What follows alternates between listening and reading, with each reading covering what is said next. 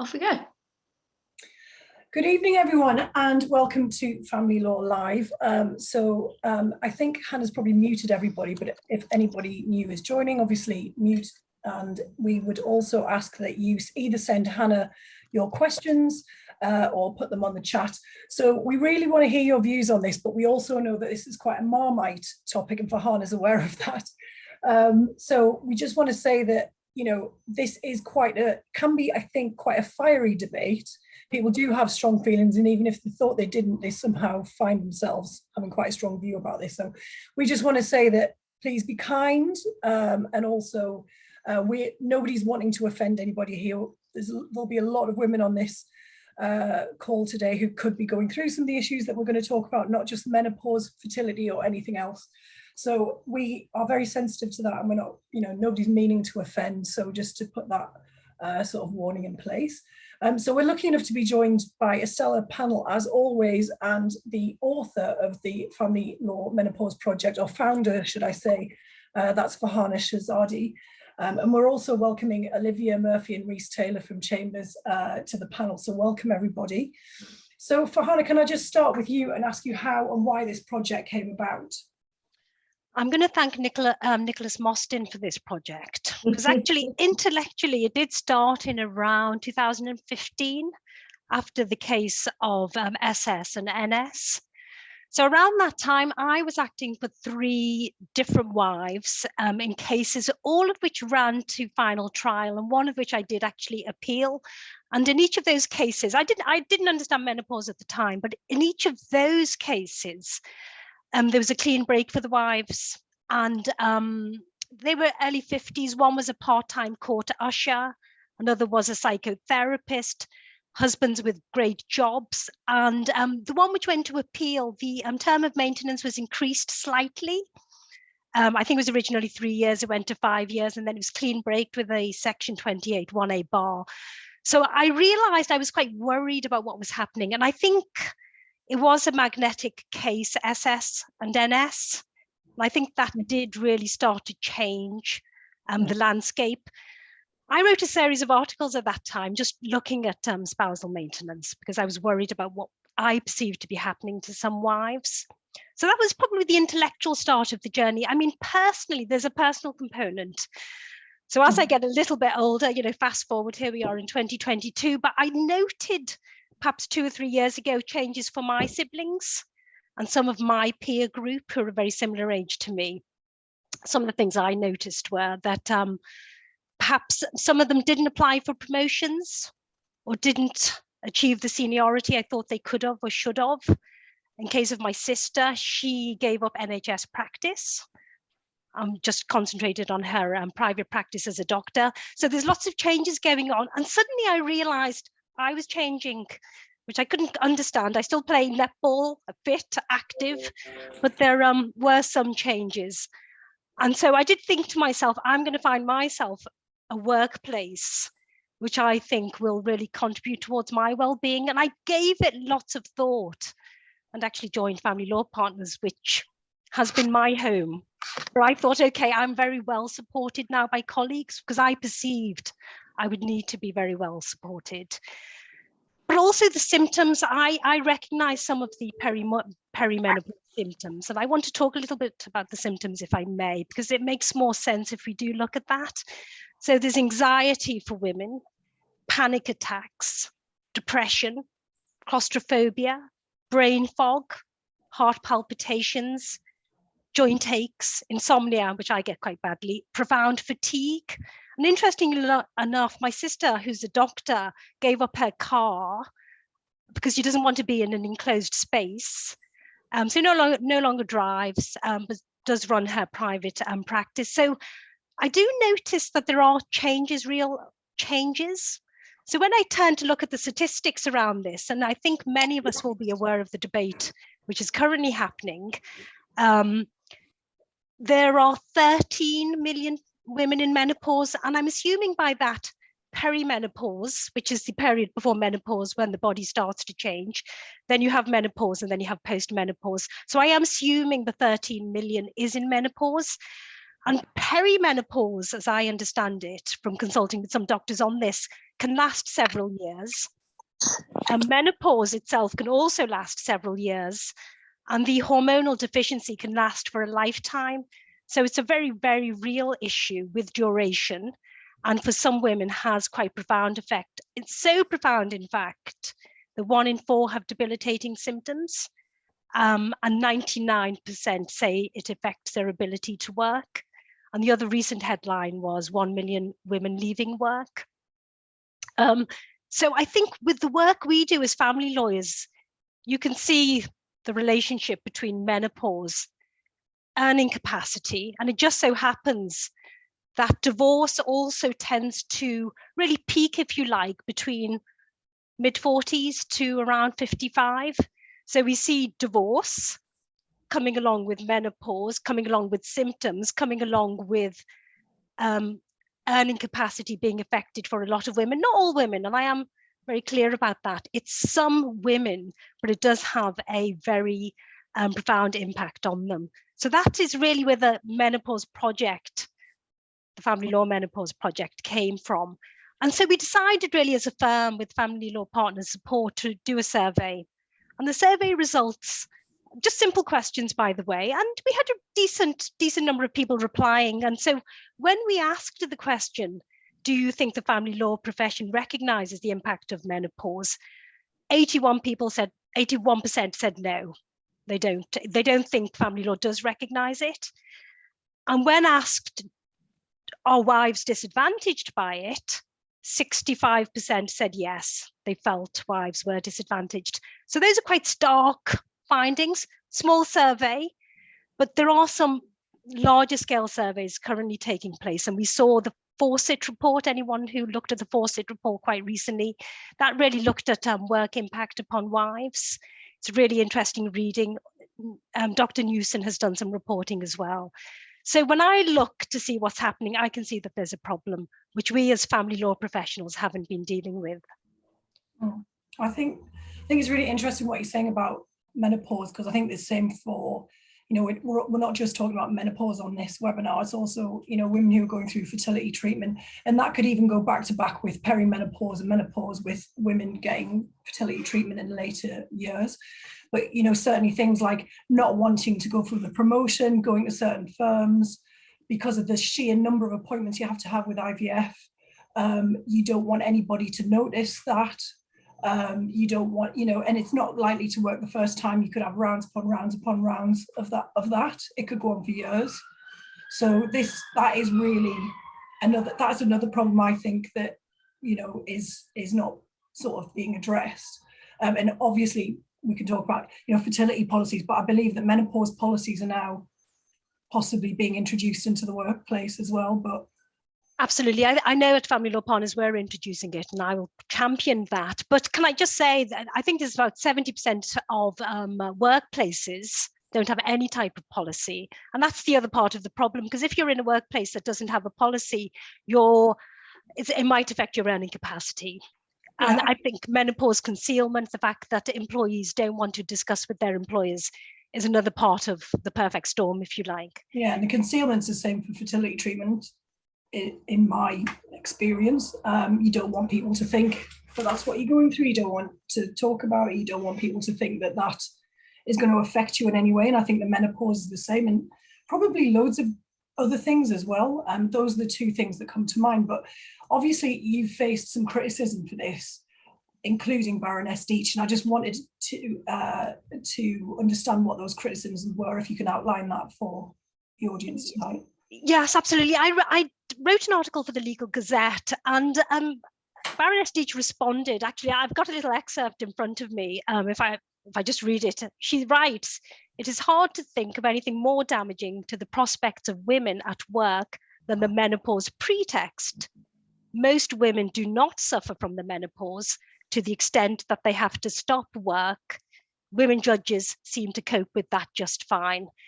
So I think surely it's more subtle than that. It's not necessarily work or not work.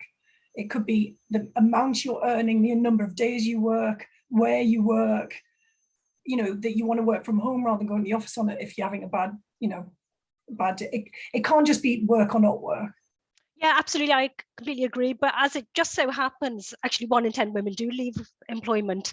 So you're right. It's all of those subtle changes, whether you go for a promotion, whether you reduce your hours, whether you go to, self-employment is another common thing women do. They'll move into self-employment.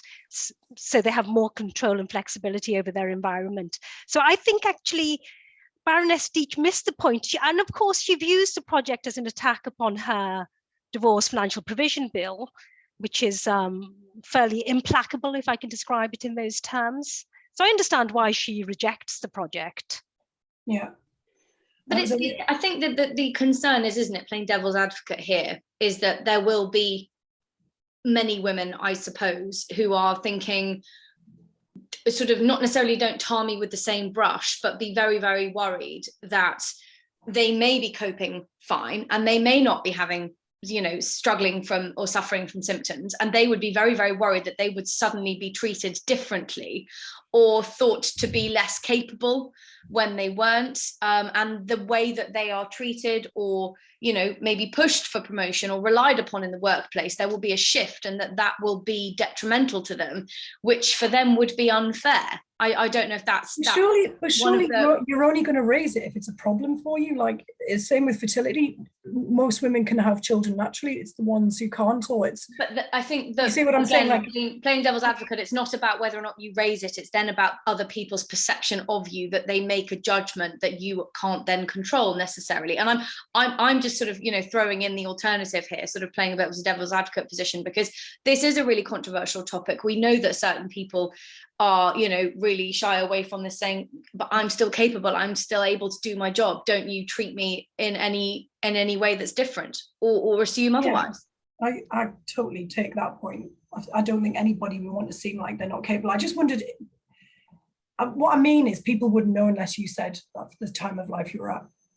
And I also do accept that it's, again, one of those topics where, you do that excerpt that Farhana read out from Baroness Deach, female judges are cracking on and they're fine. Well, how does she know? Has she spoken to every single one of them? You don't know whether or not these female judges are privately struggling, but are essentially carrying on because needs must. And actually, do we not operate in a work environment in which people feel safe and supported and able to raise those sorts of concerns if they wanted to? That, I think, is a very different point.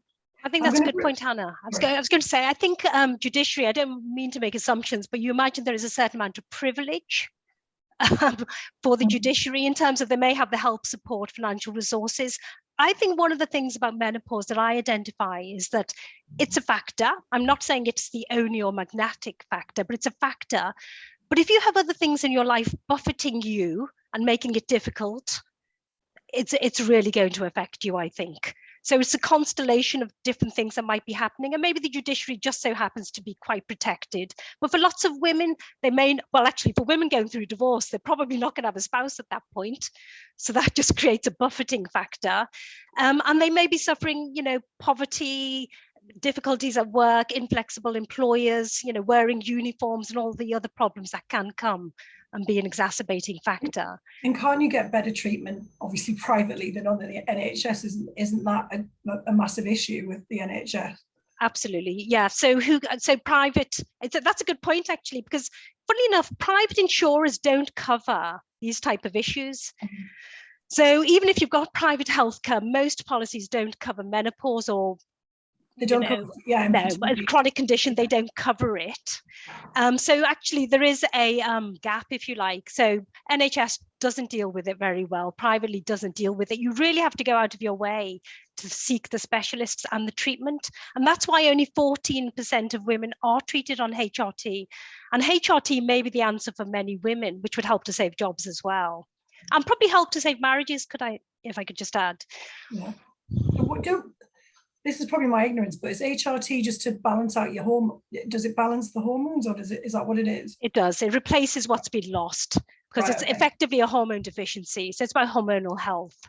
But for women, that has varying degrees of success, and absolutely, reactions vary hugely and all the rest of it. I think it's like all medical treatments, isn't it? It works a lot better for some people than others, and some people it doesn't doesn't help them at all. Because I think it's important in the context of this chat, when you then hear about, you know, the symptoms, the side effects, the impact, we can all then clearly, as family lawyers, consider it in the context of many clients that we will have represented along the years, where you suddenly attribute a woman who hasn't worked for 20 years with a maybe modest, but a capacity to earn, a capacity to go out and get a job. It impacts their long-term pension provision, maintenance considerations.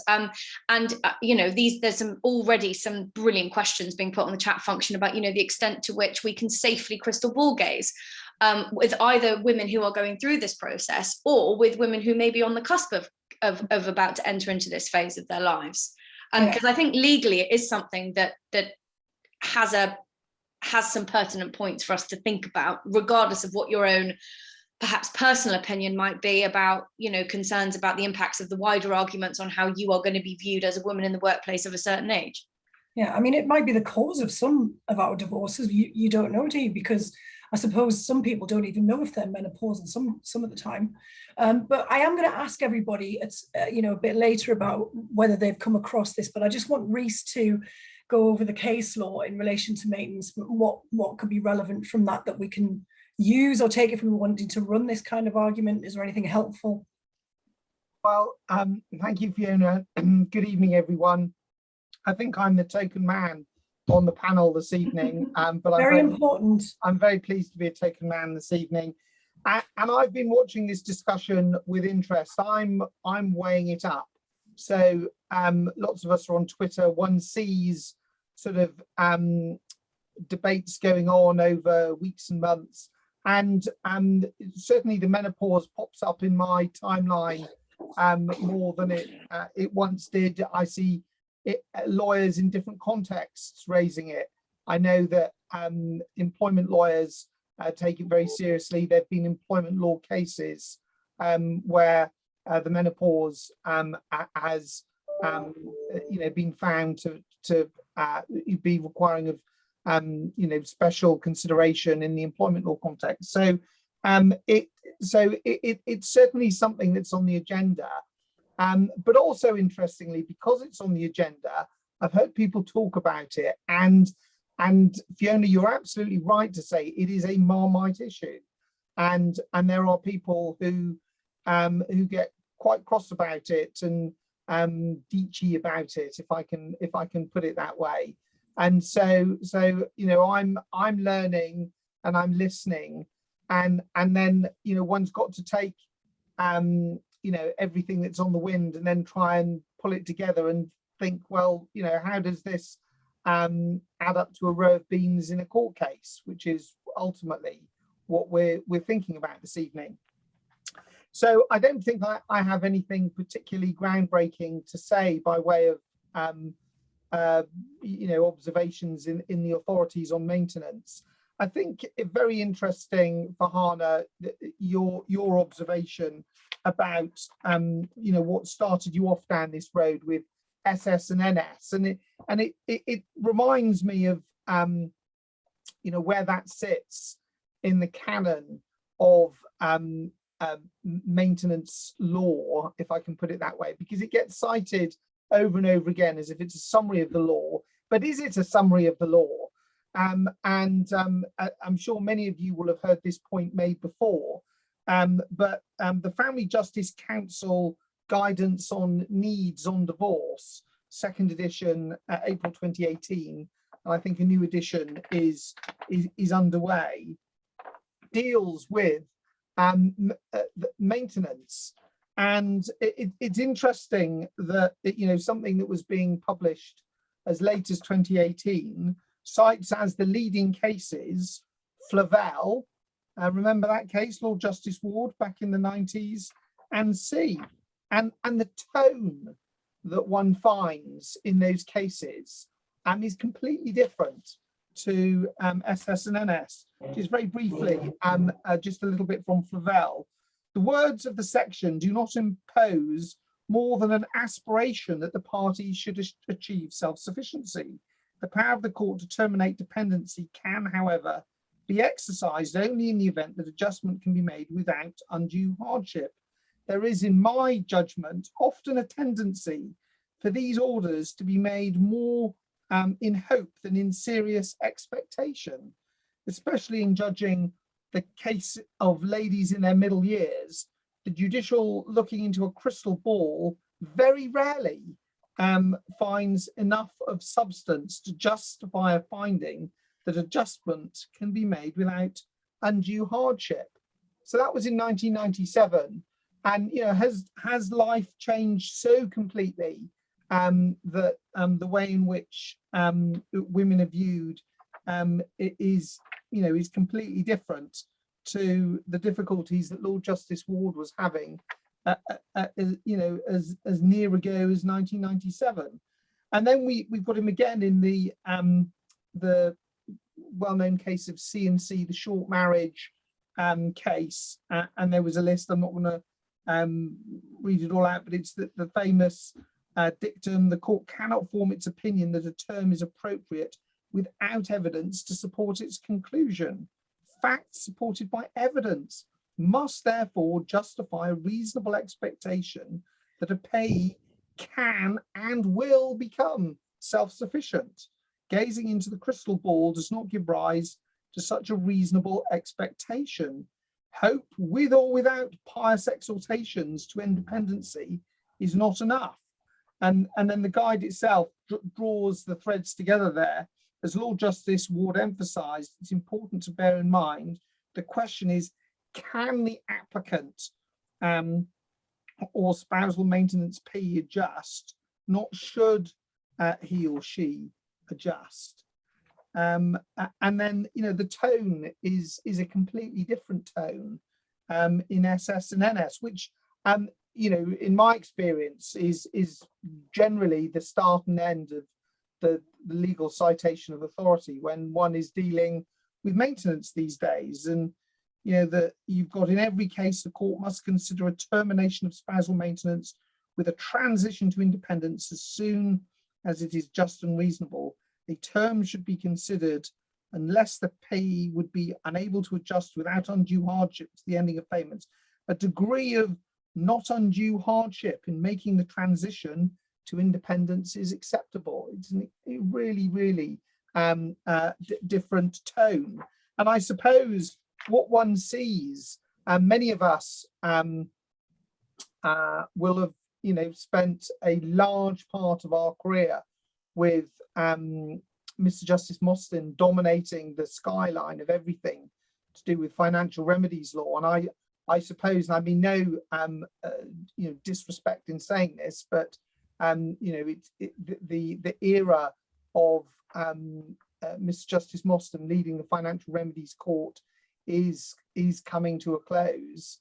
And what will things look like going forwards? I don't know, but certainly there is a difference in tone, and I think the tone feeds through to substance in the way in which one looks at the Court of Appeal cases of Flavelle and C, and then the first instance decision of SS and NS. And I mean, there has undoubtedly been a change in society generally over that period of time, but whether or not it's been such a big change that it justifies the sort of the such summary approach to maintenance is an interesting question.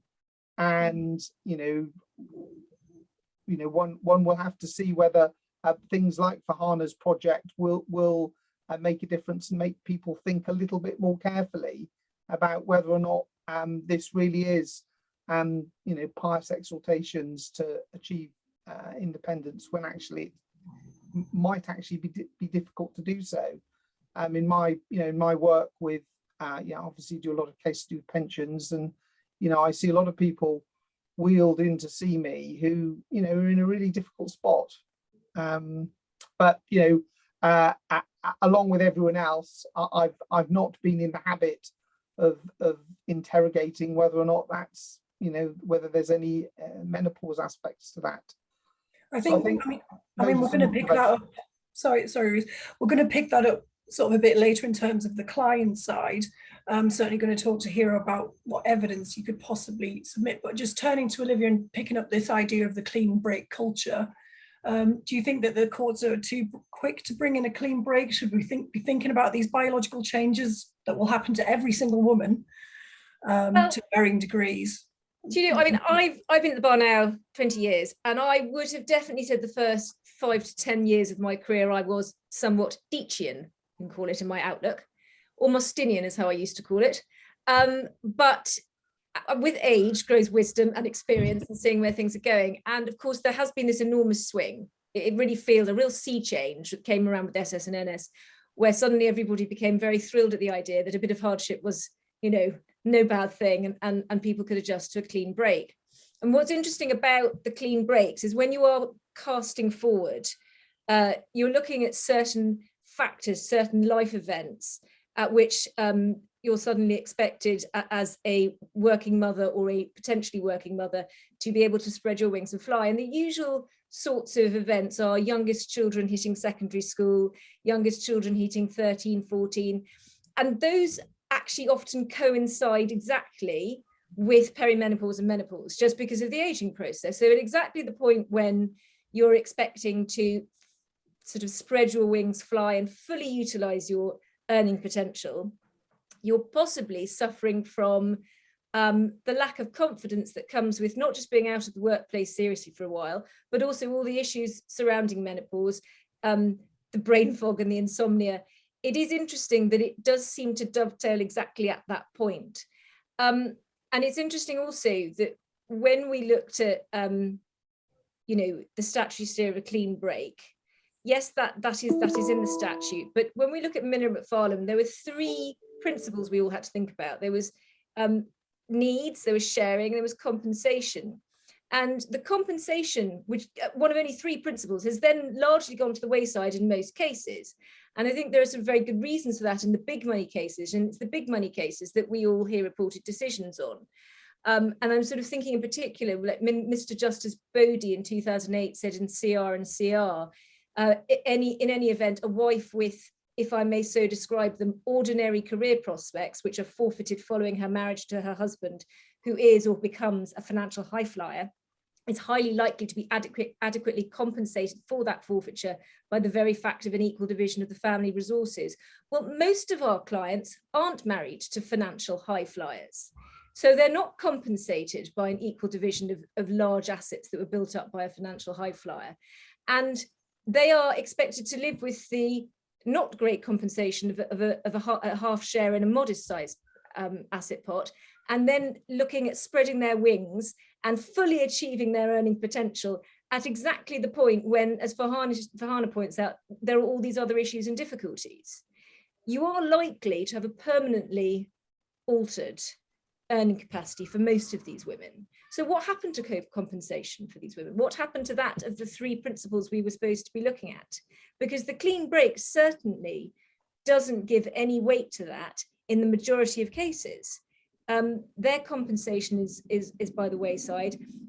They have the happy circumstance of having a permanent split from their ex-spouse, and there are lots of emotional advantages to a clean break. But if your earning capacity is permanently damaged because of the point at which you are able suddenly, time-wise, to make real efforts into your career coincides with the menopause and all the other issues, then it's likely that the compensation for you just doesn't happen.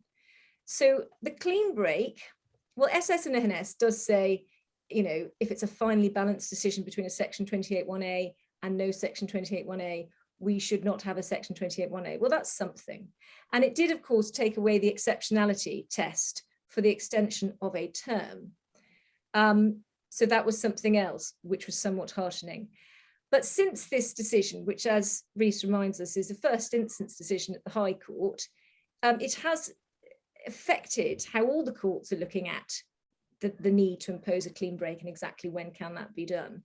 And I think it would be very difficult to argue about the menopause when you're talking about a younger woman who's looking at a term maintenance order. So she's going to have to come back and extend. She's going to have to find it in herself to get somehow the willpower, the get up and go and all of it, and also to lay herself emotionally rather bare, to turn up just before the end of her term order and say, actually, I'm suffering terribly from the menopause, and this is exactly the conversation I ought to be having with my ex-husband, but here we go, and make your application to extend. So it's very hard to present an argument to the courts that a younger woman's term maintenance should take into account the menopause, but it does seem like a very unfortunate timing. Do you think that would be a good reason to argue against Section 28 bar, for example? If someone's had sort of, because it's not gynecological, is it? But maybe they've had issues with hormones or something like that. Yeah, I wonder if that would be a way to argue against a bar, for example. Well, I think a bar during the children's minority is always, I think, the wrong answer. But I think that you should. I think that it is crystal ball gazing, what we're dealing with, and that's what we weren't supposed to do. As rightly cited by Rees, the Court of Appeal said you need clear evidence, find facts, and this is the point at which the payee can adjust without undue hardship. And often you are casting forward, and it's become all about the needs of the children and the impact on them on the working ability to work of the mother, but it hasn't adjusted to look at what her particular circumstances are in view of her age and all the other things that might be going on, largely because you can't at that stage. So I do agree. I think Section 28(1)(a) bar should only really be imposed when it's absolutely clear there should be no need for further support and no right to it. And because of compensation, I don't see how you can ever say that there's, when you're looking at relationship generated disadvantage to earning capacity, the compensation should always weigh against a Section 28(1)(a) bar, because you just don't know if they're going to still require compensation at that point. Well, I think it's also part of a sort of, there's a tendency at the moment, I think, for there to be quite robust assumptions made, as Olivia says, about what parties are capable of and what happens at certain sort of, particular events, that actually you have clients saying to you, that's totally divorced from reality. So one of the other examples that comes up a lot is, child over 18, immediately courts harden their hearts and they're, are not considered in the same way in terms of housing needs. Now, for the vast majority of people, I have clients saying to me, as if they're suddenly going to move out and be financially independent when they're 18. At that stage, they're not at school, they're at university, they're at home for an awful lot of the time, they're not working. They are still very expensive and they still need somewhere to live and they still need support. And it's like clients of mine who say, all of a sudden, if you think I'm going to have so much more time on my hands now that they're in year 7 rather than year 6, actually that year of getting them introduced to secondary education, adapting to sort of going up that level of education, all of the additional, more homework, maybe extracurricular activities that you as a parent are there to facilitate and get them to. It's part of it's the same thing in a way about the sorts of, assumptions that we make about women of a certain age who maybe haven't worked or have only worked part-time or have been out of the employment arena for 10 years or so, that they will suddenly somehow regain the capacity to walk back into a job. And at the moment, menopause, I don't think, is a factor that courts or judges or parties are considering in their thought analysis process as part of the crystal ball gazing. And I think that crystal ball gazing danger is quite frankly present in other areas of law where judges are tending to make quite robust assumptions that are divorced from the reality of our clients and what they're going through. I suspect there are no cases because we never speak to our clients about it. So we're not screening for those cases. And I think, Fiona, you mentioned earlier, so many clients, particularly in perimenopause, don't know why they feel the way they do. So when they go to see the GP will give them antidepressants, or the GP will tell them it's anxiety. And when they come and see us as family lawyers, well, we tell them, well, it's a divorce and it's stressful. But in fact, they may rehabilitate and bounce back quite well after divorce. So I think we don't onboard very well. I think secondly, when we do read Form E and we see at section 1.11 that the wife has stated that she's feeling stress and anxiety, not sleeping well, we actually probably ignore that as well. So you get this perfect storm of really not taking it very seriously, which picking up on Reese's point for our employment colleagues, employment law colleagues, they view this very clearly as a disability. And menopause isn't a protected characteristic under the Equality Act, but they'd like it to be. So they protect menopause through using it as a disability. And I think we as lawyers probably feel uncomfortable as characterizing menopause as disability, but that's probably what we should do. And that's one of the discussions we should have, and we should run it as a disability case. And that will form one of the Section 25 factors. There needs to be a lot more education, openness about that. And I know, Farhana, when you're onboarding, you've looked at that family law partners, haven't you? And you put that in your questionnaire, is that right? Absolutely. We at Family Law Partners use Engage, which, can I just say, is a really sophisticated onboarding tool. It's magnificent. And actually version 4 of that online tool has menopause focused questions. So it's a free tool. And actually, I think that's the right way of probably dealing with it, seeing if you can get some information at that point. And when you're face to face meeting your client, try and probe around those issues. So I think the Engage question asks whether they think menopause is a possible issue for them. Yes, no, maybe, not sure, whatever.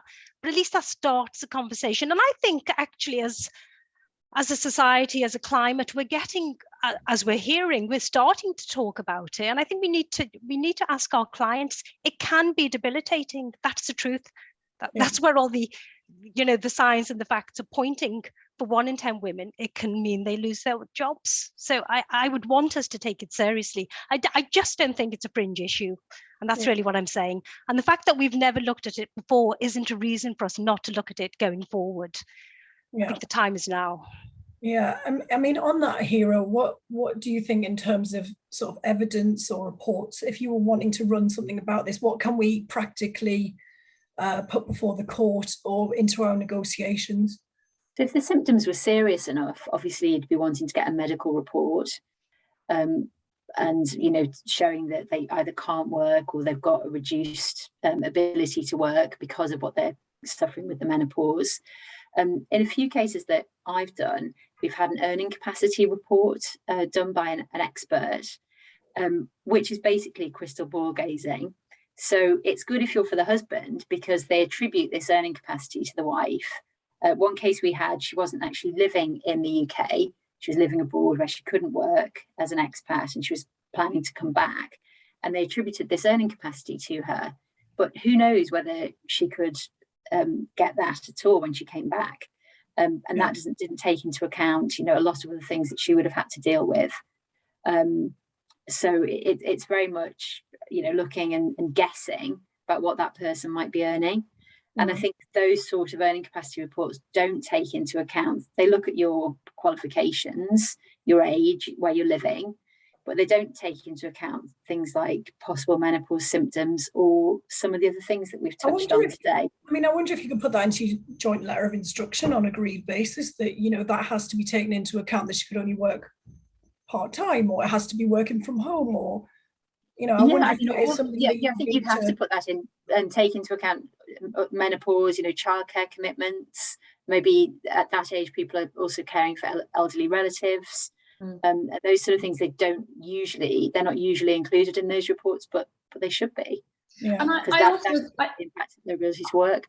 I totally agree with what Hero said, because I think, again, looking at this, expanding it, it's absolutely relevant to the issue of the menopause, but expanding it to obviously the other wider issues that we know can affect women at whatever stage of their life. But one of the things that always struck me is you may have someone who, it's usually a sort of more traditional setup, I think, for some of the cases we deal with, where perhaps, the wife has been out of work for a number of years. She's been the domestic homemaker. She's looked after the children in that quite traditional setup with which lots of us are familiar, that we see with our clients. And she's never been in charge of the finances. She's never been in charge of budgeting, money planning, future planning in terms of, investments, pension, retirement. And all of a sudden she is expected to grapple with and make really, really important financial decisions that will affect all aspects of her future, capital and income wise. Now, that's a big task for anybody, menopause or no menopause, if that's not been what you've been doing. And I think the introduction of experts, just not necessarily joint experts, but actually going to other professionals within your legal team on your side. So making sure that you've got somebody in that position who's got a good independent financial advisor on board, who they feel they can trust, who can support them and provide the illustrations about, well, what is this amount of capital? What is this lump sum going to provide you with by way of income? What would you need to do with it? Or getting, getting wider therapeutic support. I mean, we've had people speaking on here like Leslie talking about the importance of having sort of, divorce counselling in the background to support you through what is undoubtedly a really emotional process, so that you can retain the clarity that you need to make these really important decisions. And I think in terms of the wider issues, those are issues that we should be looking at anyway, because I think, Hera, what you said then was really interesting about, well, earning capacity reports are in and of themselves include an element of crystal ball gazing. But I think turn that on its head from the court's perspective, that earning capacity report is the evidence that they would rely on to sort of fill the crystal ball gazing gap. Well, they say, well, I know what I can attribute to this lady because we've got an expert who's reported on it. Which is why I think, they're obviously used in certain cases and certain circumstances. They were treated as fact, certainly by the FDR judges that we had for those cases. But really, it's only a fact if the wife is actually, or the husband is actually already earning that figure. Yeah. Was that a headhunter or something that provided that report? They actually, I can't remember what their official sort of qualification was, but they sort of, advise on courses and things that you can do. So not a headhunter exactly, but people who provide these specific reports. If anybody needs a report, Hero can tell you. Yeah, I'll take it. I'm going to turn now to the chipping in just for a second. Sorry. Wasn't there a Moore case which was a bit sniffy about doing this, and sort of reminding everyone of the test of necessity? I'm not saying it won't be necessary in some cases. But it's a steep ask, and you've really got to line your ducks up in order to do it. Can I just ask the juicy question now of, has anyone dealt with this on any of their cases? And obviously it doesn't have to be something that's litigated, even if it's just having a chat with their clients about it. If you want to use the emoji, the hands up emoji. Oh no, the thumbs up. No. Is it this one? Well, do we have anyone? Nobody. I have. Oh, you have, sorry. Of course you have. Okay, we've got one. Mine was not up, that was me showing the example. Okay, well, on that basis, do we think that ADR could be the home for this? Just because of the bespoke nature of this. Now I'm going to ask Reese that question, if you can come in and tell us your thoughts. On DR? Yeah, just with it being a bespoke. Yeah, so I mean, court can be a pretty brutal place, can't it? And we're all now being marched back to court, and I think lots of us are sort of thinking, well, we've got quite used to remote, and they're sort of intimidating places to come to sometimes, for people who are going through divorce. And we've got the rule of law, and they have to be there. But if people aren't at each other's throats, literally or metaphorically, then DR has lots of options. I'd just like to mention one, which I've sort of dabbled with, which I think is reasonably kind in the way in which it deals with things. So I was recently approached by two firms of solicitors to do an evaluative mediation. Now I know the DR purists among you will say you're not supposed to do that, but that's what I was asked to do. And there is in fact a body of writing about this, and people take different views about it. It's a Marmite topic, but anyway, that's what I was asked to do. And I was able to, so the lawyers were there, separate rooms, listening to what everyone had to say. And by about 2:30 in the afternoon, there was still that quite big bridge between the parties to make. And so they said, well, can we have our indication now, please? And unlike the private FDR, what I did was that I jotted my points down on my remarkable. So I had a sort of a list of 5 or 10 points that I wanted to make. But I made those points in individual rooms. And so for the person who where I was supportive of the view that they were advancing, I was able to go in and say, well, actually, I see where you're coming from, and I think a court might well support you. But then saying very similar things in the other room, in terms of the substance of the bullet points I needed to get through. But I was able to do it in a kinder way and almost an apologetic way of, well, you might as well hear it from me after having forked out for a mediation, rather than forking out for a massive piece of litigation and being told by a judge in a year's time. And so that's just one illustration. There's a myriad of different ways in which one can make dispute resolution fit what is required for parties individually. Arbitration can be conducted in a gentler and more kindly fashion. Hard decisions still need to be made, but it can be done. It can be done in a way which is provided as a service to the parties to bring their disputes to an end. So I think in many contexts, we say that dispute resolution is the way forward. And I think in this particular context, it's opposite, that if you've got people in their middle years who are feeling miserable and vulnerable and not inclined to be in court, it's a good place to try and resolve things. I think it is that nature, isn't it, that there is that added flexibility and sensitivity that you get in the bespoke ADR process that the sort of more rigid court process is not going to necessarily accommodate in the same way. You're going to have more control over it on behalf of your client, which might be a really good thing. Just to say, I raised the issue with Angela Lake Carroll in relation to her mediation handbook, and she's made a change to her mediation handbook now to flag up the fact that there could be parties in the room, a wife in the room which has menopause.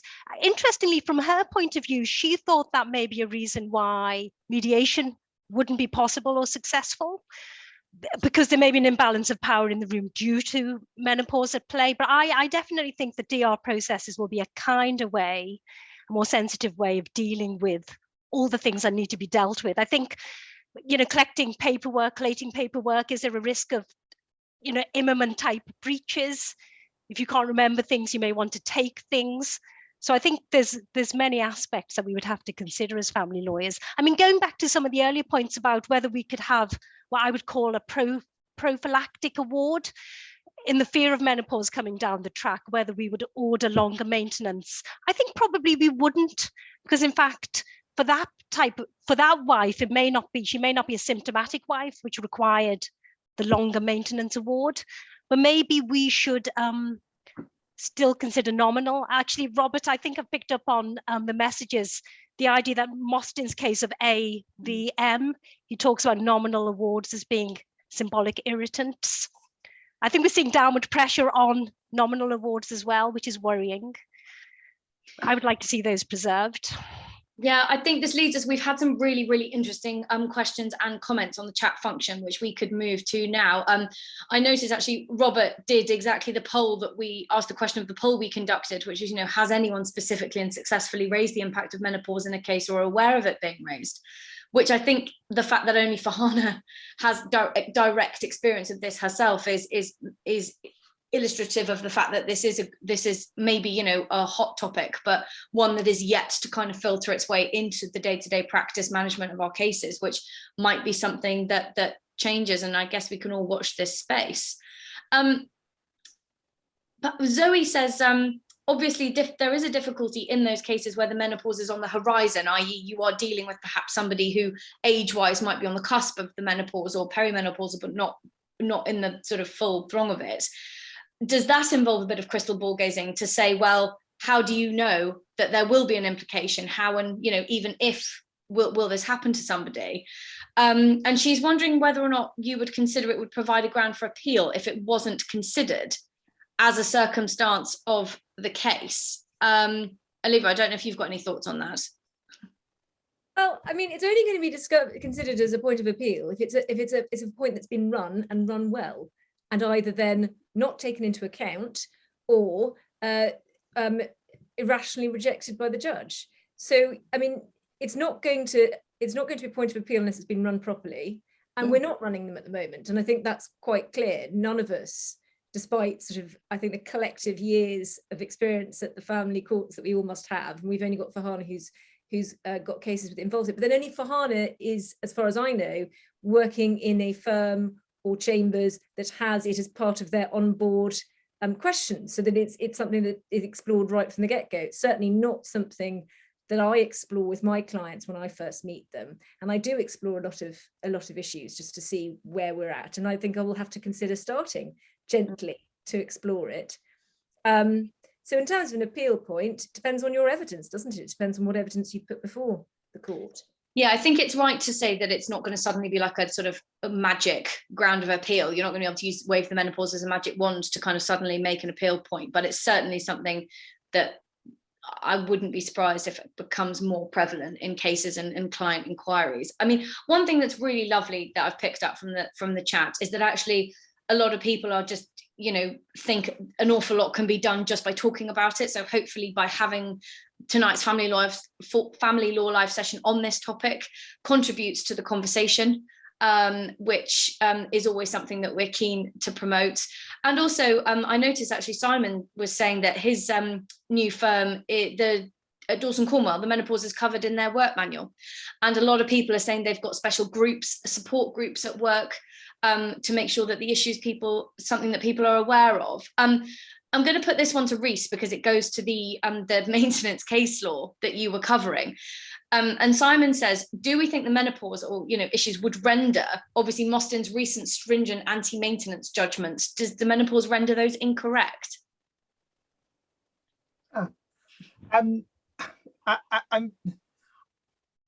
I don't think that there's enough of a head of steam with all of this yet. It's a very interesting discussion, and we're all here because we're interested to discuss it. I don't see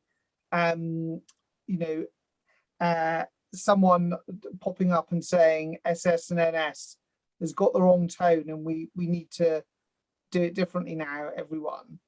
Because of this, but there are eras in family law, and one need only look back over the sweep of the last 25 years to see that there was a different era, and now we're possibly moving into another era. So who knows? But I think a full frontal attack seems a steep ask to me. But as I say, I'm sat here listening and learning, and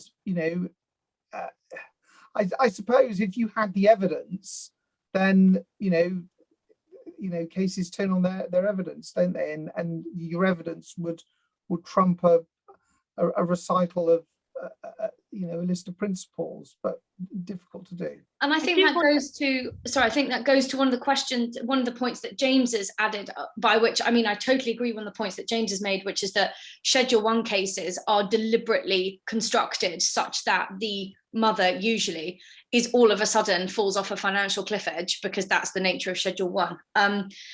And again, the timing of that, the dovetailing of that, is, to use Olivia's expression, to fall at the wrong time for women, I think is probably something I don't think has ever been considered as part of Schedule 1 provision. But also, I mean, James raises the point, do we say then that if someone is not going to be able to get back into work because of their circumstances, does anyone feel that this would be good enough to run Olivia's compensation argument? And I have to say, I think the compensation argument is one that is unfortunate that it's fallen so much by the wayside, but because the problem is that the idea of a successful compensation argument always sort of springs to mind that sort of very successful woman in the city on the cusp of perhaps a really big promotion or on the cusp of partnership or something, and their sacrifice or the step back from their career has to be huge. It doesn't really deal with a woman who was working perhaps full-time, maybe in not an amazing role or a particularly highly financial one, but it doesn't mean that their career and their earning capacity hasn't been detrimentally and permanently impacted as a result. So whilst I have to say, I think there's an awful lot of force in what Olivia said, James. I don't know if it would be good enough to successfully run a compensation argument for the reasons that Reese has just said, which is I think there's not perhaps enough steam. I think you'd be fighting a bit of an uphill struggle. I don't know what Olivia you'd think about, as much as it's nice to talk about things ideally, whether or not you think it would be successful. No, I think you're absolutely right. I think that all of the High Court decisions about compensation have shut it down. Yeah. And it was, and that's in the context of it being a principle that was enunciated by the Supreme Court as being one of only 3 principles that we're all supposed to be applying. And yet the High Court has time and time again shut it down. But it's also shut it down very much in the context of, well, everybody's leaving this marriage with several million each because this is a big money case, because that's all we really deal with. And now we've got a very large earning capacity. Does this wife need further compensation? And what's not being looked at is the more average case where somebody is leaving a marriage with just enough to meet their capital needs and a permanently reduced income capacity. Can I say, about.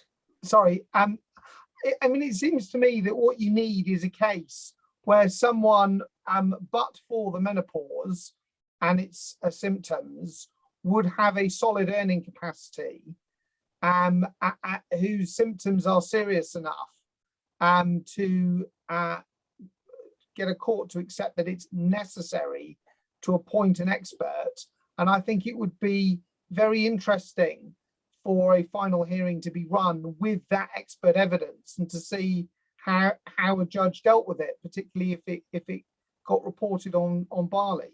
And as you say, it's the right case. We need sort of a sort of menopausal equivalent, don't we, of sort of Teenie Owens, who's willing to litigate, willing to run with it, and willing to take that forwards. But I don't think it needs to be that dramatic as well. I think the dramatic, yes, there's going to be a dramatic, you need one big dramatic case, but I think it's the more subtle effects of the menopause. It's the spreading your wings and flying, trying to get a career going at exactly the same time as just all of the loss of confidence, insomnia, brain fog, all those things. It's exactly the timing of it, the point when suddenly you are free of your childcare commitments and can finally have the career you always were going to have.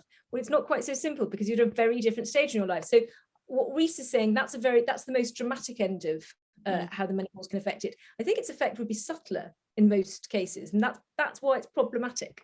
I agree. Yeah, I agree. I wonder if we could go back in time to Wright and Wright, the case of Wright and Wright from 2015, because that was a classic. That was a classic case where she was vilified by the press as being the gold digger. But I think her child was about 10 years old and she was told to go back to work. Husband wanted to downwardly vary maintenance. She had a Joint Lives Award originally. And then it was effectively a clean break, wasn't it, Reese? Yeah. And so that might have been the case. No one checked for menopause. She was classic menopause age at that point and she hadn't worked. But going back to the appeal point, Reese, just to fit this in, it may not be appeals. We may be professionally negligent by not factoring this in. I think there will come a point when clients are looking at their lawyers saying, you didn't do anything about it. You didn't ask me, you didn't tell me, you haven't factored it in. Because I dare say all of us would factor in something like Alzheimer's or different type of disabilities, which is what our employment colleagues are doing. So with menopause, they're running menopause discrimination cases successfully and succeeding. But as family lawyers, we haven't really taken up the baton, I think, but we've started a conversation.